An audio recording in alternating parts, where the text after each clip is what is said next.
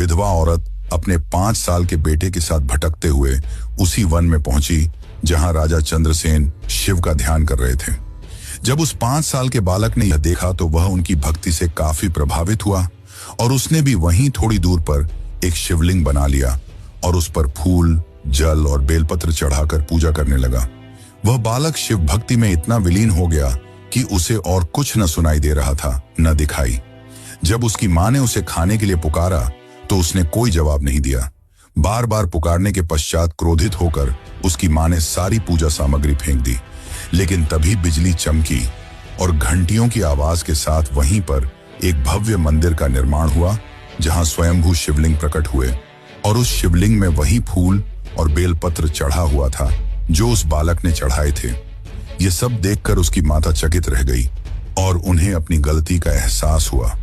जब यह बात राजा चंद्रसेन को पता चली तो वे दौड़े दौड़े वहां जा पहुंचे और उनकी आंखों में आंसू थे क्योंकि उनकी भक्ति आज सफल हो गई।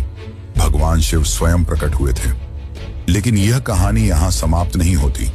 उज्जैन की धरती असुर दूषण की वजह से कांप रही थी, पर जैसे ही शिवलिंग प्रकट हुआ उससे निकले शिव और यह शिव का रुद्र रूप था। शिव ने महाकाल का रूप लिया जो भयानक और अत्यंत ही ज्यादा शक्तिशाली था।